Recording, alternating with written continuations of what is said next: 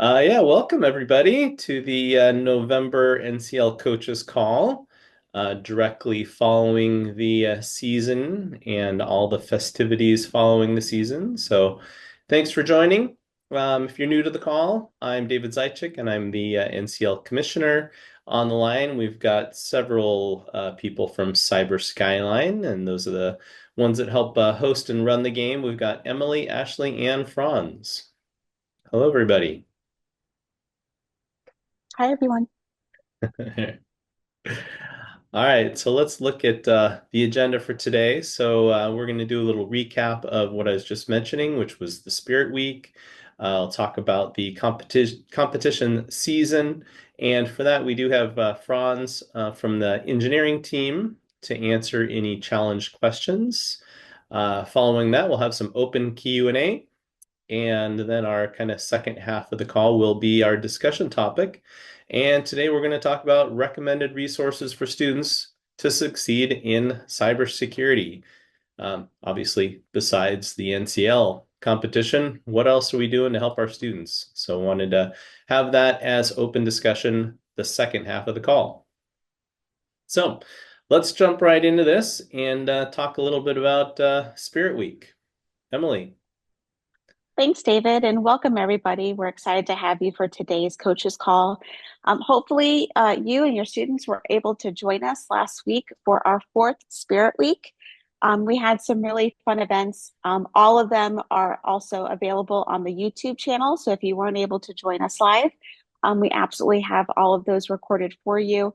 But just to do a little recap, I'll go through the events, kind of what we went through live on the events, and of course, what you can expect when you watch the recordings.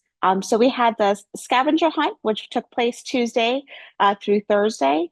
It was a fun way to have students be able to learn a little bit more about the Cyber Skyline staff who helps put on the competition and the events for the National Cyber League. We had some cyber questions and puzzles and riddles, and we identified three winners at the end of the week to get an NCL swag bundle. So just another way to get the students involved, kind of shake it up a little bit, just have fun the week following the team game. So the scavenger hunt is something we're going to continue to do things like that. Once again, just really to have fun and make sure that everyone feels included and has great ways to interact with the staff. We also had the team game challenge walkthrough last Tuesday. And we had Eddie and Franz from the Cyber Skyline Engineering team walk everybody through some different challenges and kind of what the process was to answer particular portions of challenges, what software they're used. And it was a great way, once again, to have students, faculty interact with the engineering team and discuss a little bit about the challenges that were specific for the team game. On Wednesday, we had Costis Toregas host a really wonderful panel of industry partners. And it was a lively conversation, really wonderful questions from the audience. And it really was a wonderful way to integrate industry partners with the mission of the NCL and really supporting students as they're looking to get into jobs. And as we all know, soft skills are a huge component of being successful in any occupation, but definitely when we are setting students up for success. So the role of soft skills, once again, this is a recorded session. So if your students didn't get a chance to see it, or you would even like to kind of brush up on some things, the recording is available on YouTube, as well as if you're scrolling through your LinkedIn account. And then on Thursday, we had a chat with the game creators. And this was Tristan, Connor, Franz from the Cyber Skyline Engineering team. And we were joined by Dylan Watson from CrowdStrike.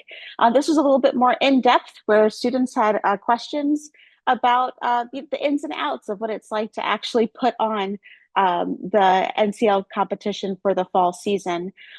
Really great questions once again, and just an awesome way for the students to interact directly with those who are the game creators. So we really appreciate everyone who showed up and supported the events. We hope that you all found some really great value. And once again, thank you to all the supporters on the right-hand side, and even those who are not necessarily industry directly associated with the industry members on the right-hand side. There are so many people who make these events and community connections possible. So thank you, everyone. And for showing up and watching the recordings is a wonderful way to show your support for the NCL as well. So we look forward to next season's Spirit Week and ways that we can definitely promote students into cyber careers and really set them up for success. So thank you all, and we hope that it was a really fun Spirit Week for everybody. And back to you, David. Thanks so much, Emily. So let's now move on to the season in review. And as Emily talked about it, we did have for the players, and the coaches were welcome to join as well, the recap from the engineering team where they talked about the challenge creation, and there was a good dialogue with questions about challenges going on. And just so everybody knows, just in case you didn't, the NCL Discord server also has different channels set up for students to talk about how they solved the challenges. So I bring all this up because, I really do think it's an important part of the learning experience for students that, didn't quite get the thing solved, but really want to know how to achieve solving it, right? That's what we are trying to do, is teach our students some of these techniques.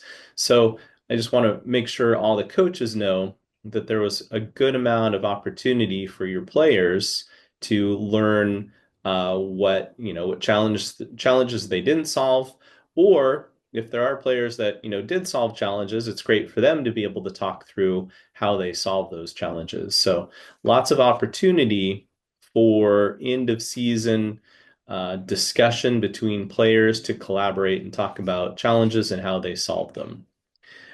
So what we're going to do now, leading into that, is we want to open the floor for you, the coaches, to ask questions about any particular challenge.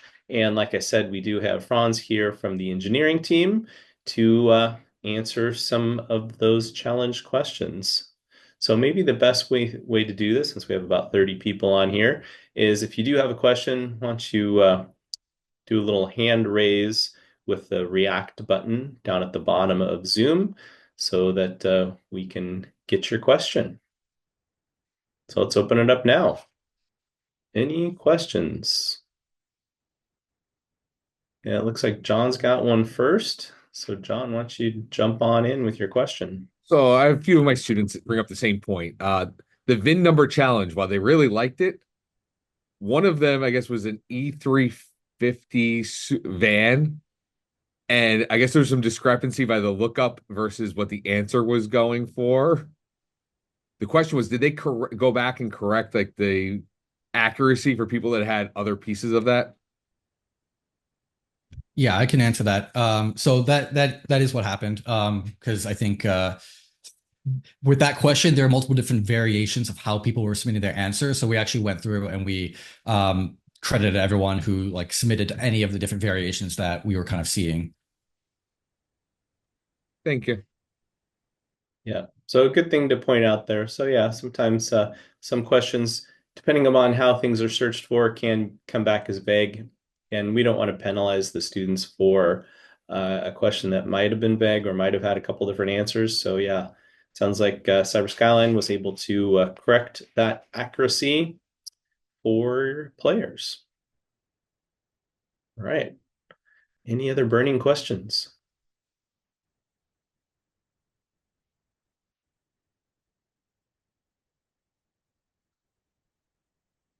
Nothing yet. Franz, do you want to, maybe I'll put you on the spot so we don't have too much dead air.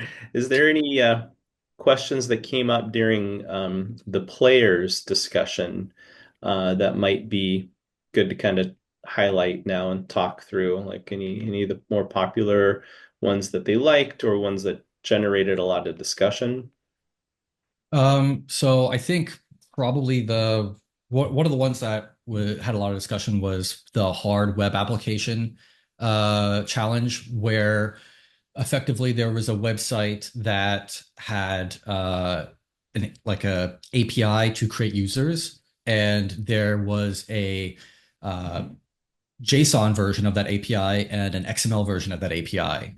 And it turns out that like by default, the application uses the JSON, but if you kind of force it to use XML, you could perform a XML injection attack and then effectively like create a user with admin permissions when you should be able to. So that was something that I think a lot of students kind of got stuck on, not knowing what direction to go into. I think one of the big takeaways from that when we reviewed this was I think a lot of times students will just go in and try to like find the vulnerability and try to like just go straight into like into a mindset where they're wanting to like work with something and play with it and find the vulnerability there without spending enough time doing the reconnaissance, because a lot of them were just trying to hit that API with the JSON and not even realizing that there was the ability to force it to use XML. And so people were spending a lot of time saying, well, I can't break it. I can't break it. And it's because they kind of saw that, oh, this is something there that I can play with.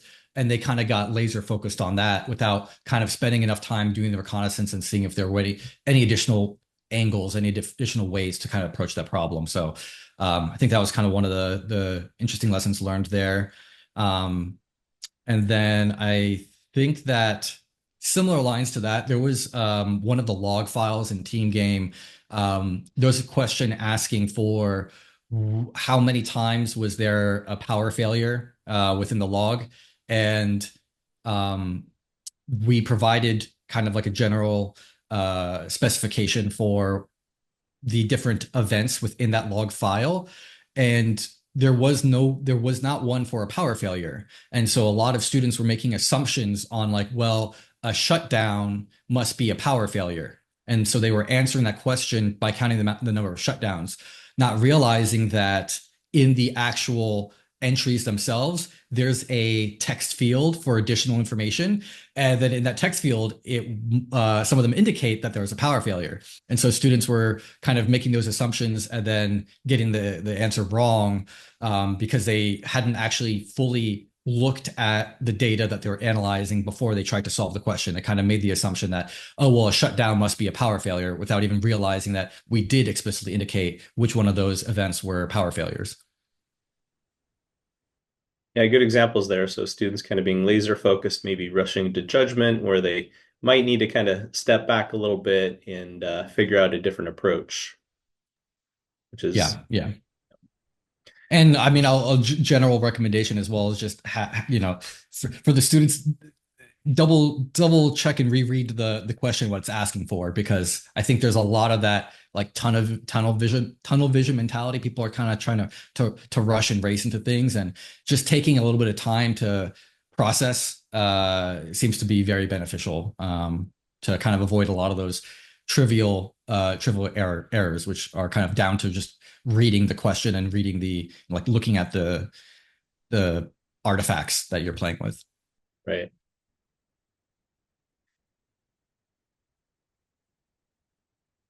So, yeah, slow is smooth. There you go. So I was also wondering if any coaches heard about any favorite challenges that students were talking about. We can start with the positive. What were students talking about after the team game or maybe even the individual game? That bring any conversations into the classroom or overheard student water cooler talk? Oh, John, go ahead. They some of them really like some of the password cracking challenges this time. That some different twists they said they really enjoyed. They were also confused about some of them about the difficulty level, because they found some of the hard easier than the medium, and some of the easier harder than the mediums. Like the variety of difficulty level didn't seem to just always line up perfectly. Okay. And Yeah. Go ahead, Franz. I was going to ask, was are you kind of speaking across the board or within a specific category? They kind of were just talking across the board, where it was like I solved the medium right away, but it took me for the medium and hard we got like, within an hour, and it took us Mhm. hours to do the easy. Yeah, So I feel like we kind of get that feedback pretty frequently. It's kind of hard to predict what the background is of some of the students. Like if the students have taken a class that's more helpful for like the medium level question, it can be easier than the easy level question. In terms of like a competitive experience and trying to keep things fair, we generally try to keep the point values between the easy, medium, and hard around the same. So it's not as if if the easy becomes a little bit harder than the medium, it's not like there's going to be imbalance in the points. The way that we kind of see it is that if you're having trouble solving one of the questions, you're not going to get the points for those questions. So why make the quote unquote harder questions worth more? Because then it's just reinforcing the and like re-entrenching the disparities between the different skill levels in a way that can be demotivational for the students. So the easy, medium, hard is kind of more just as a general guideline, like rather than like feeding into the competitive aspect of the game, if that's making sense. it does. And I kind of said it depends on what your background is, where maybe something clicks with you with that question, and the other one is actually easy, but you're just not seeing it. Right, correct. Yeah. I just heard too that Vidya had their hand up for a bit. Are you still there? Vidya, do you have a question? Yes, and not the what was fun or something, but at least one of my students managed to kill his Windows machine, the registry. And on Discord, I saw some other folks have managed to do that. So I guess nothing to be done now, but in future, can we include some obvious do's and don'ts or what you should back up before you start doing these things? Yeah, that's good feedback. That's something that we did see as well. So for context on this, in case you haven't seen it, you didn't see the challenge firsthand, there was a challenge where you had to analyze a registry file, and to kind of prevent people from accidentally running that. There was a warning on the challenge. It was put in a zip file with a password, and you kind of had to type out the words like "I understand this is dangerous" in order to open it, and change the file extension so that it would open on a double click. Um, I think that going forward, we're just kind of going to try to avoid any of those situations where we try to put those safety measures in place.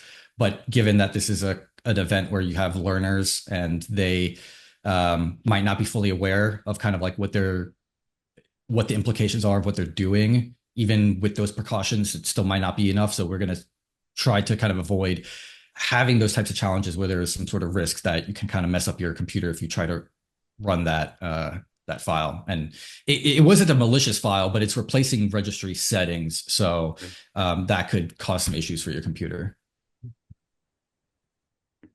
Yeah, there is a point on the chat saying use a VM. So yeah, I think any of these things people can prep before because the contest is a very limited window.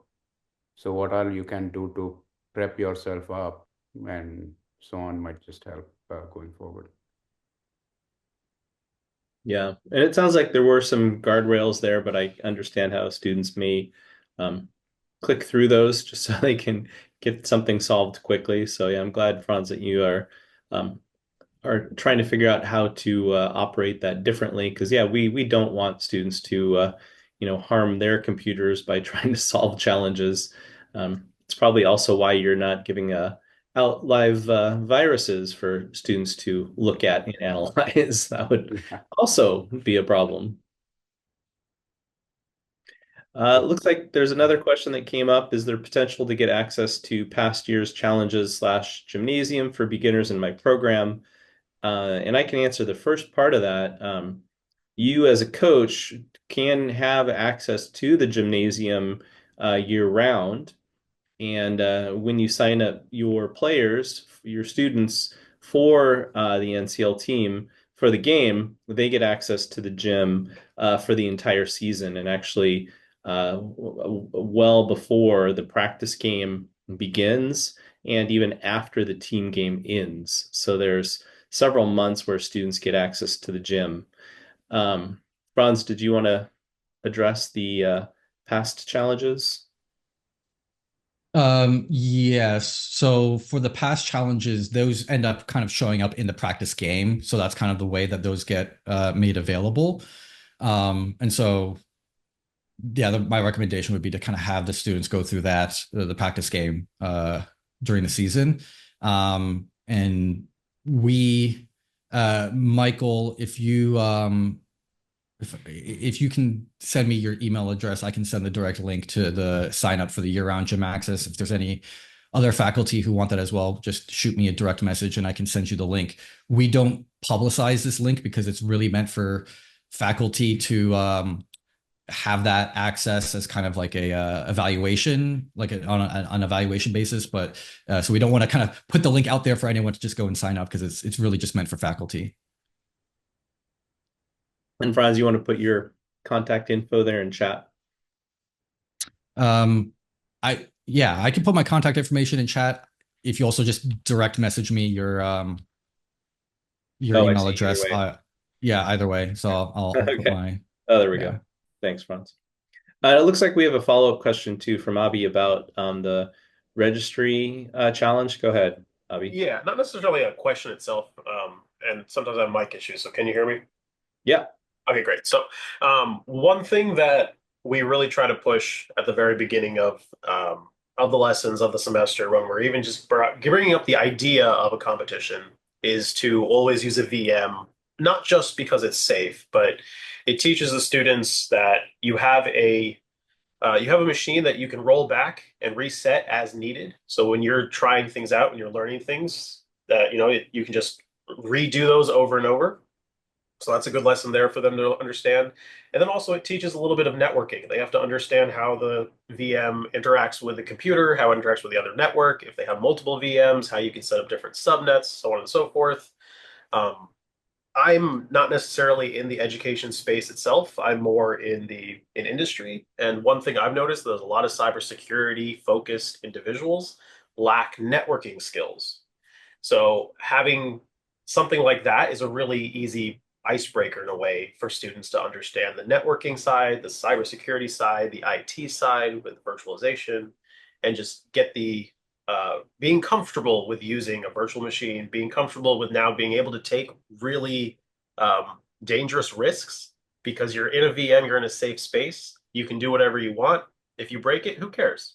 You just reset. Right. So that's helped, at least the teams that I've coached, it's helped them try to break things a little bit faster and understand things because now there's not a limit or a concern that they're going to break their own computer. Yeah, I think that's a very valid point. Some follow-up questions, at least for me, is I would recommend VMware and VirtualBox as kind of the go-to virtual environments. Did you have any others that you'd recommend? So I used to run an ESXi box that I would let students have access to. Our school does run a virtual machine, a VMware box that might be a little bit more expensive now with the Broadcom acquisition. I run a pretty involved Proxmox virtual machine, and you can give students access to things on there, and you can allocate as much as you need when you're doing that stuff. But for the most part, if you have your own laptop, VirtualBox is going to be the easiest solution by far. And it's used in a lot of the textbooks. So it's a double whammy. They get to learn in the classroom and get to use it in the real world. But my personal favorite, Proxmox. Proxmox. And I think all three of those are free. I know VMware, the free version might be hard to find because I know it's kind of been buried back in the website, but I think all three of those that you mentioned are free solutions. Yeah, I think ESX is no longer free, but you can still run some of the older ones for free. It's gotten confusing with the Broadcom acquisition. Right. Yeah. They also eliminated the VMware Academy, where most of the colleges could get free VMware That's done as of August. That's sad. Yeah, and I just rebuilt a whole new lab environment that now I have to redo because our VMware license is not going to be expired. So I am now trying to figure out what I'm moving it to. Proxmox is a huge one. Yeah, I'm reviewing Proxmox versus Hyper-V just for some stuff for the students' use. Yeah. There's another one that's really popular is XCP&G. That Yeah, is I a was looking at that too. Thank hypervisor. you. Um, Nice. Do you want to put those in chat, Abby, just so everybody yeah. can see what you're referring to? I think that'd be helpful. Because yeah, I agree. I think having a virtual environment for students to practice in and even run some of the challenges in is definitely very useful. I think one reason we don't really hit it too much up front is because we do want to make sure that this is accessible to anyone that may not either have the means or the knowledge to set up a virtual environment. You can still run these challenges, but um, I agree. Ideally, it would be nice for them to have a virtual environment to run some of this on. All right, cool. So I can see in chat, Abby posted some of these virtual tools that we've been talking about that might be a good idea to look into and see how you can maybe have students start using those both in the competition and outside of the competition. All right, any other questions about the challenges for Franz while he's here?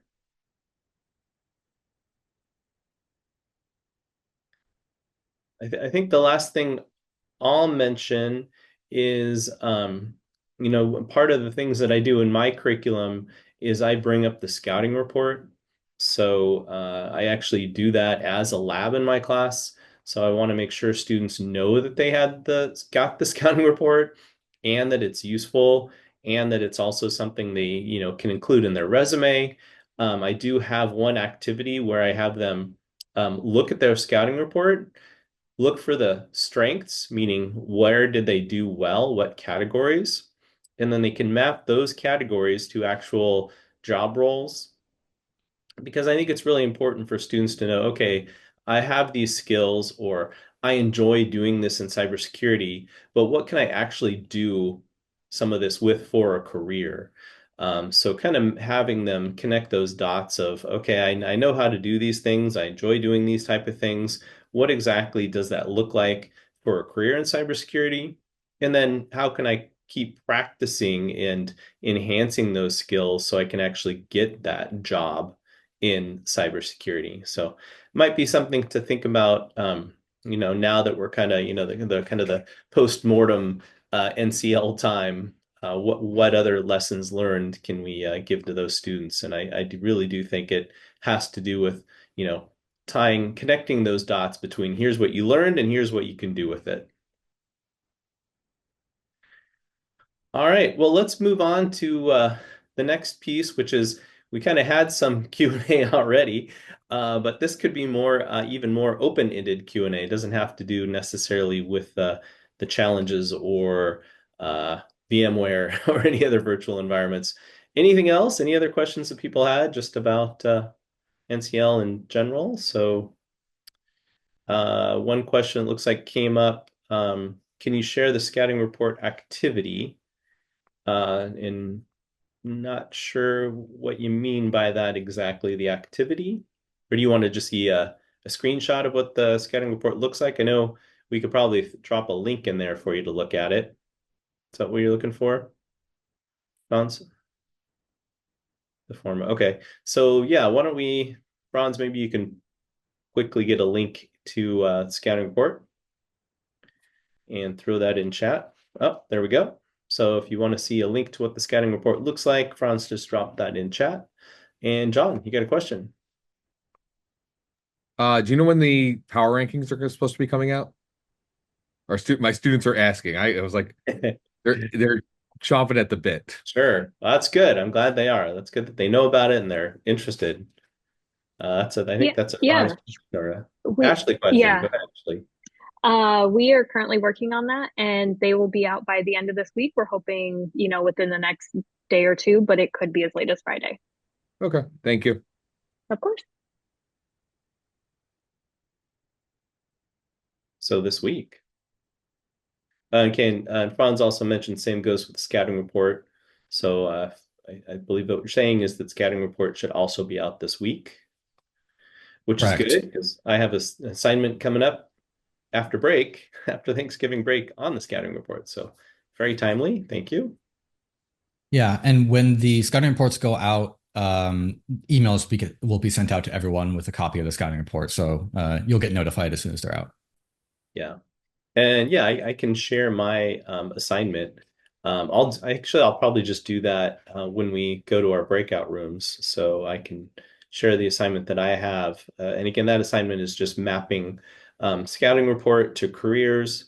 And then the second part of that is once they find the career that the scouting report maps to, I actually have them go and do some Googling to find open positions just so they can learn more about what's listed as the requirements and the salary and all that. So yeah, I'm happy to share that during our breakout time. Okay, well, it does look like we're about halfway through, so now's the time for our discussions. So what we do here is we kind of leave this more formal environment and open up a bunch of breakout rooms. And in those breakout rooms, we're going to discuss, let's go to the next slide real quick. Recommended resources for students to succeed in cybersecurity. So one of those will be the assignment I'm talking about, so I can present that. But the idea here is just to kind of share tips and tricks amongst each other, and in a more less formal, all 30 people all in one big giant Zoom meeting, we'll break it out into separate groups. So if you're interested, please stick around now. It looks like, oh, Abby's gonna. Great, welcome back, everybody. In chat, I just threw in the mapping, and I was talking about this is one of the things that I do as an assignment in my classes. I have the students look at the categories of NCL in their scouting report, see where they did well, and then map that to actual jobs based upon the NIST work roles. So what I just put in chat was that mapping template that lists all of the job roles down one column, and then across the columns is all of the different NCL categories. So just wanted to share that with you. All right, let's jump into a little quick recap of the rooms. So why don't we go into who was leading room one and do a recap of what you guys talked about. Sure, I can do that. Awesome. So we had more of a broad conversation, but one of the main things that we thought for that the challenge and the competition is important for is to be familiar with your team, your team's strengths and weaknesses. So that's a huge thing for cybersecurity in general is how do you solve problems in the real world? You're going to have a really broad knowledge. So to have that broad knowledge, you need multiple people. But then as a team leader, as a team itself, you need to understand your team and you need to understand the strengths and weaknesses of your team in order to succeed. And then a huge recommended resource is to participate in NCL. It is a phenomenally good tool, not because it's fun, not because it's useful, but because it's so broad, it's so immersive. It is a tool that students look forward to and want to participate in. And this is an important thing for the students to understand is that gamified and gamification of a lot of what they're learning helps them be motivated to learn more. They don't realize they're learning, which is honestly sometimes the best way to learn. And then to use a lot of the outside resources to learn about different types of challenges, so that way you're better prepared for the cybersecurity as a whole.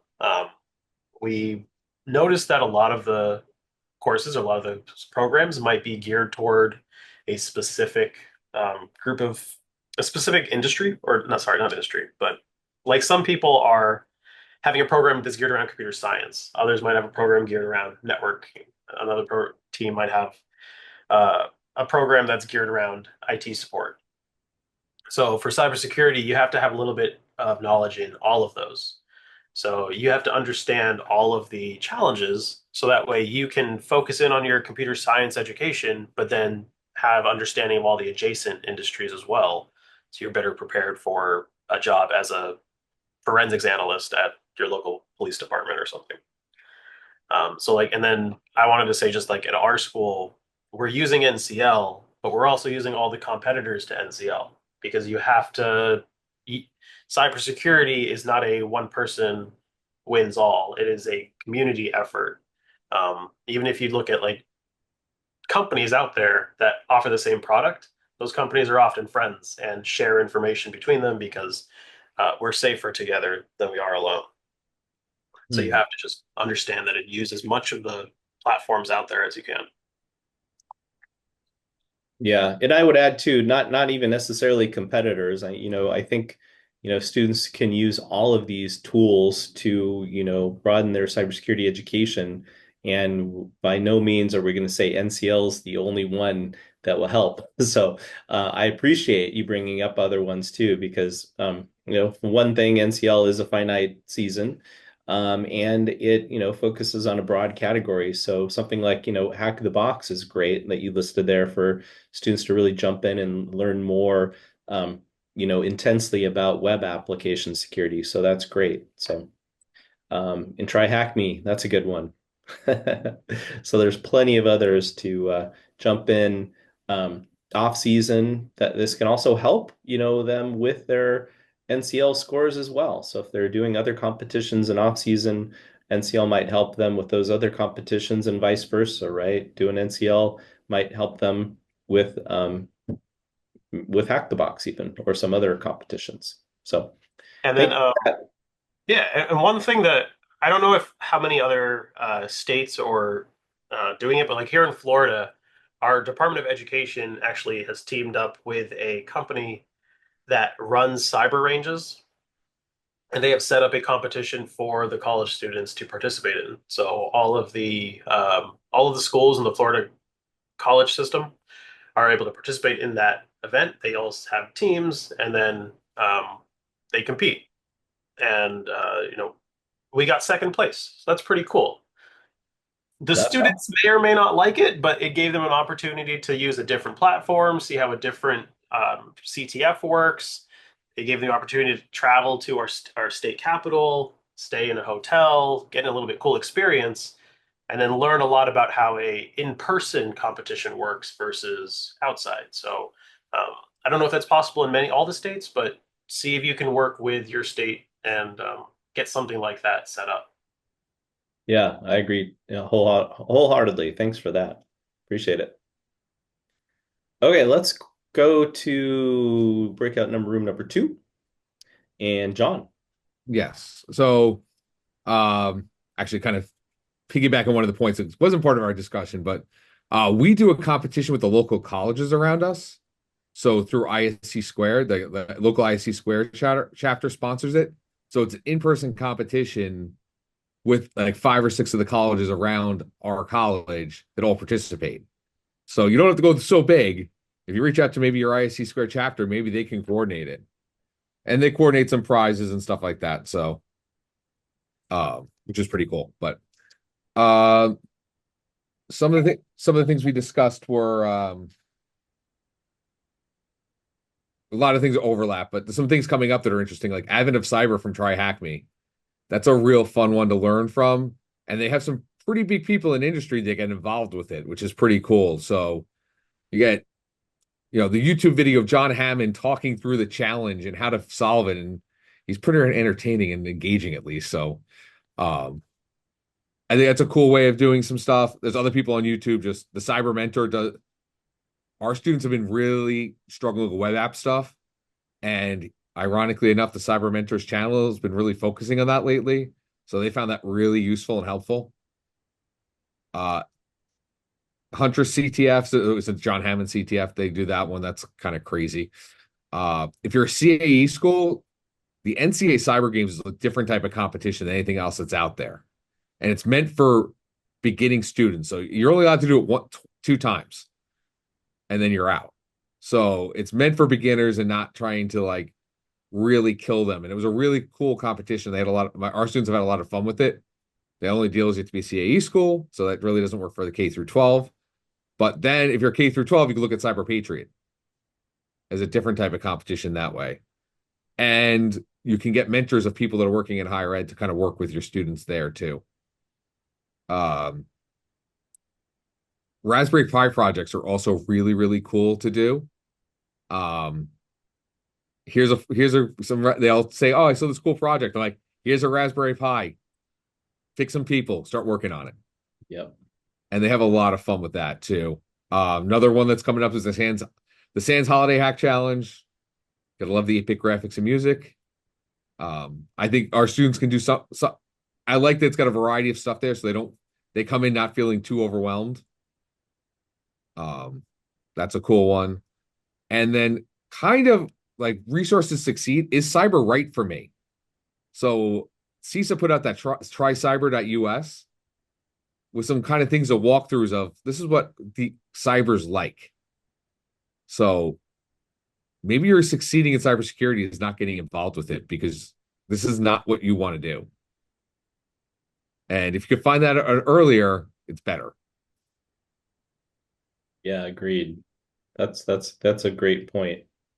And I took all those that you put listed here because this is a great list and put them in chat so everyone can have access to those. Just copy and paste. Try them out. Definitely, make a list for students. I know my students are always asking too, hey, what else can we do? And I'll throw them some of these just to keep them busy. All right, so for us, a lot of what we talked about is kind of rehashing what everyone else groups, breakout rooms 1 and 2 did. The other thing that I threw out there is we just did CPTC. So that's a great one that Abhi was talking about doing something in person with hotel rooms and travel. CPTC was amazing because it does all of that.